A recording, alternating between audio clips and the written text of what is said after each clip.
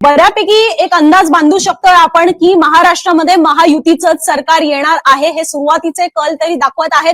कदाचित जागा थोडे 19-20 होऊ शकतात, पण एक साधारणतः चित्र स्पष्ट आहे की महायुतीला स्पष्ट बहुमत मिळते आणि म्हणूनच महाविकास आघाडीने नेमका कुठे मार खाल्लेला आहे हे समजून घेणं गरजेचं आहे. महाविकास आघाडीमध्ये जर आपण पाहिलं तर उद्धव ठाकरे आणि काँग्रेसमुळे महाविकास आघाडीचा खूप मोठं नुकसान होताना पाहायला मिळते. आपापसात प्रचंड भांडले, वाद चव्हाट्यावर आणले आणि एकजुटता दाखवू शकले नाही. त्याचा फटका इथे महाविकास आघाडीला बसतोय.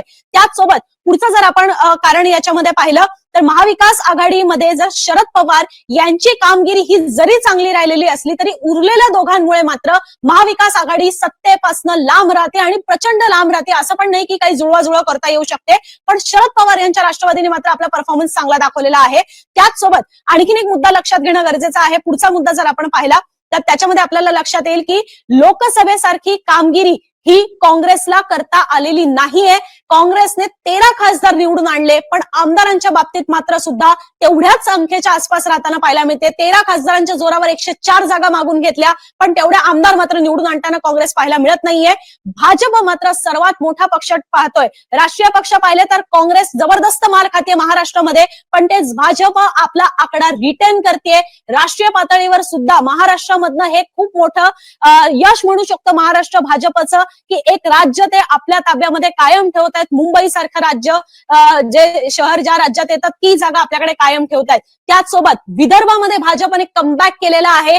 काँग्रेस आपला गतवैभव प्राप्त करते विदर्भामध्ये असं समजत असतानाच लोकसभेच्या निकालावरनं भाजपने मात्र काँग्रेसचा तो विजयरथ रोखून ठेवला आणि भाजपने 44 जागा आता मिळवतील अशी जवळपास शक्यता पाहायला मिळते. जो आकडा त्यांचा 2014चा होता. 2014ला भाजपला विदर्भामध्ये 44 जागा मिळाल्या, 19ला ते 29 वर घसरले, पण पुन्हा एकदा 44 जागा म्हणजे 14 सारखाच परफॉर्मन्स भाजप विदर्भामध्ये आणते आणि त्यांनी जे काँग्रेस आपलं गतवैभव प्राप्त करू पाहत होती तो विजयरथ कुठेतरी रोखण्यामध्ये भाजप विदर्भामध्ये यशस्वी ठरते असं दिसतंय. अर्थात त्याच्यामध्ये संघाचा खूप मोठा वाटा आहे. त्याचसोबत शिवसेनेचा विचार करायचा झाला तर इथे मात्र एकनाथ शिंदे हेच वरचढ ठरताना पाहायला मिळत आहेत. लोकसभेच्या वेळेला उद्धव ठाकरे सांगत होते की आमचा स्ट्राईक रेट हा जबरदस्त होता, 5 वरून आम्ही 9 खासदार आणले, पण ते मात्र 13 वरनं 7 वर आले. पण आत्ताची जर आपण आकडेवारी पाहिली तर शिवसेना जी शिंदेची आहे ती 52 जागा आता घेईल अशी सध्याची स्थिती दिसते, पण युबीटी मात्र 21 जागांवरच राहिलेली पाहायला मिळते. पण इथे सुद्धा ते स्ट्राईक रेट सांगू शकतात, पण या वेळेला मात्र उद्धव ठाकरेंकडे 15 आमदार, त्याचे 21च होतील अशी शक्यता आहे. पण ती शिंदेची शिवसेना मात्र 40 वरनं 52 वर जाते की काय अशी परिस्थिती आपल्याला पाहायला मिळते. त्यामुळे आता प्रश्न होतो तो म्हणजे मुख्यमंत्री कोण होणार. जर महायुतीची सत्ता येणार ही गोष्ट आता स्पष्ट दिसत असेल तर महाराष्ट्राचा पुढचा मुख्यमंत्री कोण, भाजपचा होणार की शिंदेची शिवसेना घेणार मुख्यमंत्रीपद आपल्याकडे, हे पाहणं फार महत्वाचं असणार आहे. कारण नेतृत्वात शिंदेच्या ही निवडणूक लढवण्यात आलेली आहे, पण भाजप तिसऱ्यांदा 100च्या वर आपला जागा आणताना पाहायला मिळते, मोठा भाऊ ठरताना पाहायला मिळते. 5 वर्ष ज्या शिवसेनेला मुख्यमंत्रीपद द्यायचं नाही म्हणून 2019 मध्ये युती तुटली, त्याच शिवसेनेकडे 5 वर्ष मुख्यमंत्रीपद राहिलेलं आहे.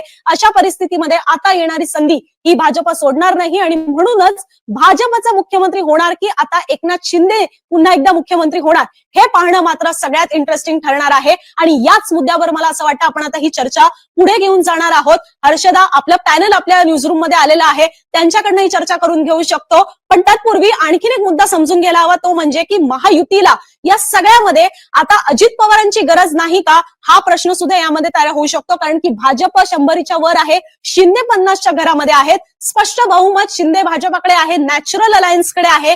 अशा परिस्थितीमध्ये प्रॅक्टिकल युती ज्यांच्या सोबत केलेली होती त्या अजित पवारांची गरज ही आता महायुतीला भासणार नाही.